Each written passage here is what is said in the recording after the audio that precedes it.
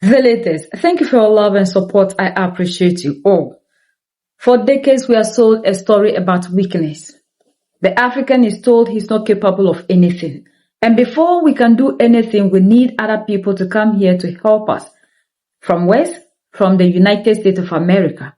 But how can a person say, I am independent, when you still depend on other people to protect you? They sold us a false narrative of ourselves. And that narrative, things are unfolding. I think by now we need to start knowing what is happening around us. Our brother and uncle, Malcolm X, said something. And that is what I want to share with you. A lot of his speeches.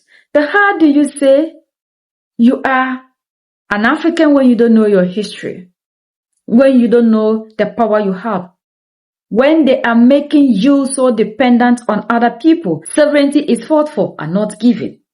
We can never say we are a people who don't know who we are, our identity, our culture, who are brainwashed into believing that we are powerless. We cannot continue to say we are Africans who do not know our own way of leadership. Why should we be here for people to impose their way on us? That the imperialists only understand one thing, resistance, and that is what is happening. That when we start to let them understand that we know who we are, and we determine their terms and conditions, that is the only time they will back off. Like we are seeing the resistance in Mali, Niger, and Burkina Faso, when they come together collectively to fight. And until we start seeing ourselves as one people, we can never fight for our liberation. The time has come for the African to wake up. We have slept for so long. We have believed the narrative of other people. And today when you are even saying something to your African, they see to ask you, what is your source? What shows that what you are saying is true? And the only source of the African is what the imperialists have said concerning you, the African. And sometimes I laugh. If today as an African who claims he is in 21st century where there is full of information, is still somebody who believes that the colonizer must have a final say on issues before you believe, then you have slept for so long you need to wake up. They accuse you of violence for defending yourself, but they never call it violence when you are attacked. Self-defense is not aggression. It is a basic human right. No people should be expected to suffer without protecting themselves. No people can achieve freedom if they remain divided against themselves. Unity is the first step toward power, and power is the only language oppression truly understands. You can't build dignity by asking someone else to respect you. Dignity is built when a people respect themselves first, stand on their own feet, and refuse to accept injustice as normal. The future of any people belongs to the youth. But the youth must understand that freedom is not given. It is built through discipline, knowledge, and the courage to stand for what is right. The future belongs to those who prepare for it today. And if we want freedom tomorrow, we must begin building the foundation for that freedom today. You see, imperialism is wrong. But imperialism is a bad student. It's a bad student. When it is beaten, when it is expelled from the classroom, it comes back again. It's a bad student. It has never learned the lesson from its failure. It has never drawn the lesson from its failure. It is over there in South Africa, showing off, slaughtering Africans, simply because these Africans are thinking about freedom, just like you are today. Hope without direction keeps people waiting for change, waiting for leaders, waiting for permission. But liberation has never come from waiting. It comes from organization, planning, and disciplined action. The only thing power respects is power. If you want freedom, you have to create the force that makes your oppressor respect your demand. They don't have to chain you if they can confuse you.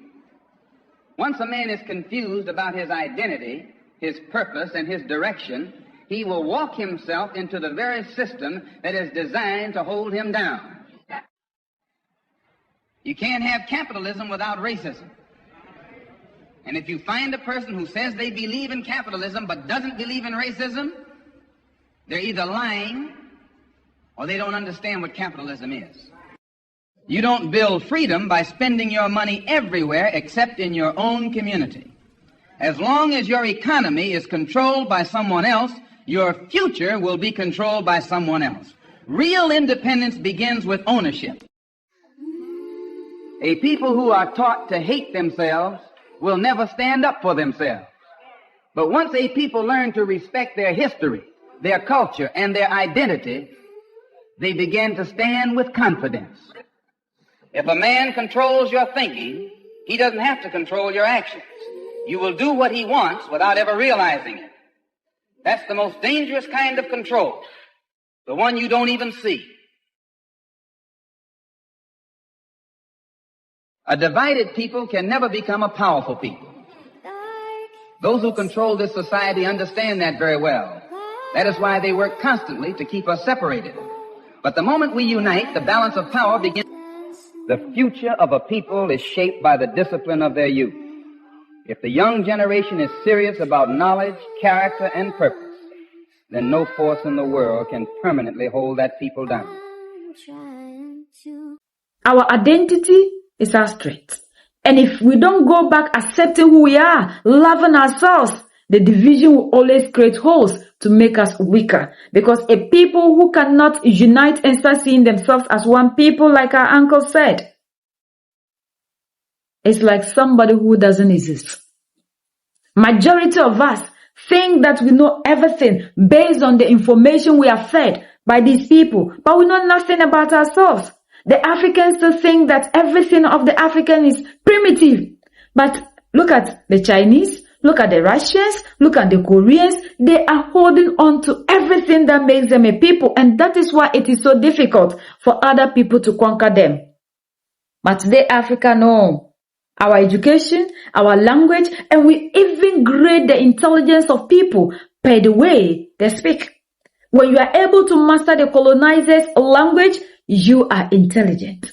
And this is mental change. Because as Africans, we are far more than that. You should know the power that you have in you. That is the only time you can actually fight for yourself. A lot of us don't know that we don't even know who we are. Per what we have read in school concerning the history and the story of the African is what we go by. But who wrote them? Who owns the institutions? We don't own our resources. We don't own the system. We don't own the leaders.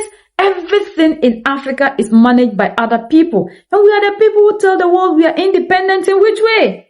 Nkrumah said political independence without economic independence is meaningless. Yet Africans are boastful that they are independent. In which way are you independent? In which way? Tell us. What do you owe? What are you liberated from? Is it our education? We are still colonized. Is it the religion? We are still colonized. Is it the system? We are colonized. You talk and they'll tell you, you elect who? You have never elected anybody because the political independence they've given to you is determined by other people. And that is why they go after leaders who are not in that system where they can control them. Just tell us what, as Africans, what are we liberated from? We are still mentally enslaved. We are not liberated from anything. The only thing we can say we are liberated from is the chains being on our physical body and now being kept in the mind. And why we are finding it difficult to fight is because we don't see the chains on our physical bodies. So the African believes that he or she is mentally free. I am no more a slave, but you are.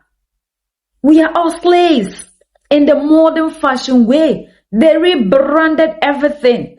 And until we start waking up and fighting against this modern neocolonialism that Nkrumah talk about, the neocolonialism Nkrumah talk about, we will continue to remain this way for our generations to come.